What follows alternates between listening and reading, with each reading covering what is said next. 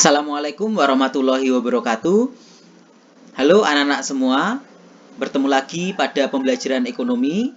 Pada kesempatan kali ini, kita akan membahas mengenai ekonomi syariah. Yang pertama adalah pengertian dari ekonomi syariah. Ekonomi syariah itu adalah cabang dari ilmu ekonomi yang berlandaskan pada nilai-nilai atau syariat agama Islam. Ya, jadi ekonomi syariah itu adalah cabang dari ilmu ekonomi, ya, tapi dia berlandaskan pada syariat Islam. Jadi ekonomi tetapi dia lebih condong ke syariat agama Islam. Selanjutnya, tujuan dari ekonomi syariah yaitu untuk memberikan keselarasan bagi kehidupan di dunia dan di akhirat. Jadi dia menyeimbangkan kehidupan dunia dan akhirat. Tidak hanya seperti ekonomi konvensional yang dia lebih condong ke ekonomi dunia, tapi ekonomi syariat ini dia menselaraskan antara dunia dan akhirat. Kemudian juga ekonomi syariat ini mewujudkan tercapainya kebahagiaan dalam segi material dan spiritual. Jadi di sini menyeimbangkan juga boleh atau mewujudkan tercapainya kebahagiaan baik dari sisi material, dari sisi harta atau duniawi, dan dari sisi spiritual atau sisi agama seperti itu. Selanjutnya yang ketiga adalah karakteristik dari ekonomi syariah. Di sini saya paparkan 8 karakteristik ekonomi syariah. Apa saja? Yang pertama itu adalah menggunakan sistem bagi hasil. Ya, menggunakan sistem bagi hasil. Salah satu prinsip ekonomi syariah adalah pembagian kepemilikan yang mengedepankan keadilan. Di sini berarti keuntungan yang diperoleh dari aktivitas ekonomi dibagi secara adil. Misalnya, dalam perbankan syariah ada bagian keuntungan untuk bank dan ada juga untuk nasabah. Jadi dia menggunakan sistem bagi hasil, ya. Kemudian yang kedua adalah menggabungkan antara nilai spiritual dan material. Ekonomi syariah itu hadir sebagai wujud dalam membantu perekonomian para nasabah untuk mendapatkan keuntungan sesuai dengan ajaran Islam. Kekayaan yang diperoleh dari kegiatan ekonomi didapatkan untuk zakat, infak, dan sedekah. Jadi di sini dia menggabungkan ya, jadi dia menggabungkan nilai-nilai material juga dan juga nanti ada sisi spiritual, misalnya zakat, infak, dan sedekah. Kemudian yang ketiga adalah memberikan kebebasan sesuai dengan ajaran Islam.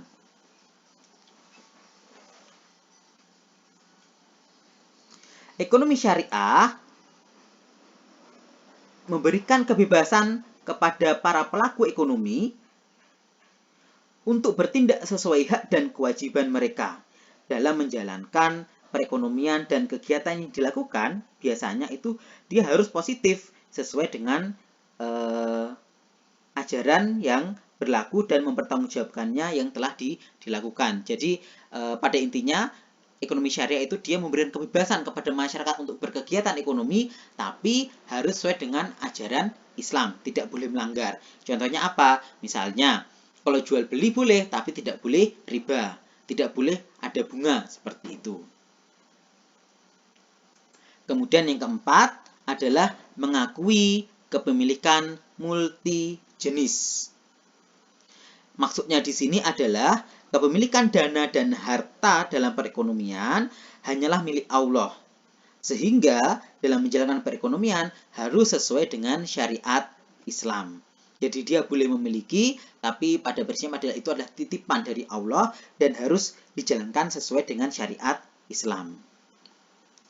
Kemudian yang kelima, itu adalah terikat dengan akidah, syariah, dan moral. Maksudnya adalah semua kegiatan ekonomi itu didasarkan pada akidah, syariah, dan moral untuk menyeimbangkan perekonomian. Kemudian yang keenam adalah menjaga keseimbangan rohani dan jasmani. Di sini tujuan perekonomian syariah bukan sekedar keuntungan fisik atau keuntungan nyata ya, namun diarahkan untuk mendapatkan keuntungan dan ketenangan batin di dalam hidup. Jadi dia menyeimbangkan rohaninya dan jasmaninya. Yang ketujuh adalah memberikan ruang kepada negara dan pemerintah. Di sini perekonomian syariah itu dia memberikan ruang kepada pemerintah dan negara untuk bercampur tangan sebagai penengah apabila terjadi suatu permasalahan. Jadi prinsip ketujuh atau karakter ketujuh ini dia mirip dengan sistem ekonomi kerakyatan atau Pancasila yang dimiliki Indonesia ya. Yang kedelapan adalah melarang praktik riba. Salah satu bentuk riba adalah penambahan pembayaran oleh orang yang memiliki harta kepada orang yang meminjam hartanya, karena pengunduran janji pembayaran oleh pinjaman dari waktu yang telah ditentukan. Dalam perekonomian syariah, pemilik riba adalah hal yang dilarang ya. Jadi memang kita sudah tahu bersama-sama bahwa riba itu dalam agama Islam itu dilarang ya. Jadi bunga riba itu tidak boleh di Islam. Jadi inilah ya, 8 ini adalah karakteristik dari ekonomi syariah. Selanjutnya adalah perbedaan dari ekonomi syariah dan ekonomi konvensional. Ada beberapa perbedaan di sini. Yang pertama adalah kalau ekonomi syariah itu adalah manusia sosial namun religius. Kalau konvensional itu dia manusia sosial saja.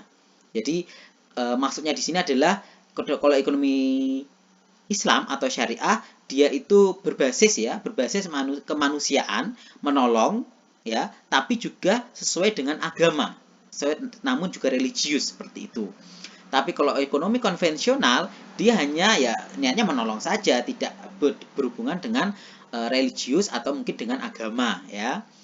Kemudian yang kedua adalah menangani masalah dengan menentukan prioritas. Ya, jadi dia menangani masalah tapi sesuai dengan prioritas-prioritasnya. Namun prioritas ini juga harus sesuai dengan syariat Islam. Tapi kalau ekonomi konvensional dia nanti menangani masalah sesuai dengan keinginan individu. Jadi ya menangani masalah tapi sesuai dengan keinginan individu atau keinginan pemilik modal atau mungkin keinginan pasar seperti itu. Yang ketiga adalah pilihan alternatif kebutuhan dituntun dengan nilai Islam. Jadi dia nanti di sini memilih alternatif kebutuhan itu sesuai dengan syariat Islam. Tapi kalau konvensional adalah pilihan alternatif kebutuhan itu dituntun oleh kepentingan individu, ya. Dan terakhir kalau ekonomi syariah itu sistem pertukaran dituntun oleh etika Islam.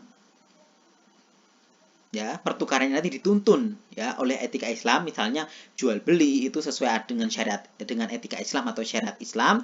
Tapi kalau ekonomi konvensional itu ya pertukaran itu dituntun oleh kekuatan pasar. Jadi misal jual beli itu dituntun oleh kekuatan pasar, dalam hal pembentukan harga dan sebagainya itu pasar yang menentukan. Jadi minimal 4 inilah perbedaan antara ekonomi syariah dengan ekonomi konvensional. Terakhir, yaitu adalah prinsip-prinsip ekonomi syariah. Ada beberapa prinsip ekonomi syariah, itu yang pertama adalah berbagai sumber daya dipandang sebagai pemberian atau titipan Allah Subhanahu wa Ta'ala kepada manusia. Ya, jadi di sini sumber daya atau harta itu adalah titipan dari Allah, pemberian dari Allah kepada manusia. Itu prinsip yang pertama. Kemudian yang kedua adalah kerjasama merupakan penggerak utama dalam ekonomi syariah. Jadi kalau ekonomi syariah itu dia mengedepankan kerjasama yang saling menguntungkan. Makanya tadi karakteristiknya adalah bagi hasil. Ya, jadi kerjasama antara pihak satu dengan pihak yang lain. Kemudian yang ketiga adalah ekonomi syariah, dia menjamin kepemilikan masyarakat dan penggunaannya direncanakan untuk kepentingan orang banyak. Jadi dia di sini ekonomi syariah itu menjamin kepemilikan masyarakat. Jadi masyarakat boleh memiliki modal, boleh memiliki kekayaan, dan penggunaannya itu ya sebisa mungkin untuk melayani kepentingan orang banyak. Next, yang keempat adalah melarang segala bentuk riba. Ya, tadi sudah dibahas ya, bahwa ekonomi syariah itu dia melarang riba. Kemudian yang kelima adalah ekonomi syariah, itu dia menolak suatu akumulasi kekayaan yang dikuasai oleh beberapa orang saja. Jadi ekonomi syariah itu dia jelas menolak ya kekayaan yang dikuasai oleh segelintir orang. Jadi dia ekonomi syariah itu mengisyaratkan ingin kaya sama-sama, jadi sejahtera sama-sama, seperti itu. Bukan hanya untuk segelintir orang saja. Kemudian yang terakhir adalah kekayaan yang sudah memenuhi batas atau nisab, itu harus dibayarkan zakatnya. Jadi dalam ekonomi syariah itu juga dikenal dengan adanya zakat. Jadi kalau dia kekayaannya itu sudah memenuhi batas tertentu, nisab tertentu, maka harus dibayar zakatnya. Inilah prinsip-prinsip dalam ekonomi syariah. Demikian penjelasan dari saya. Terima kasih. Insya Allah kita nanti bertemu pada video selanjutnya. Sekian. Wassalamualaikum warahmatullahi wabarakatuh.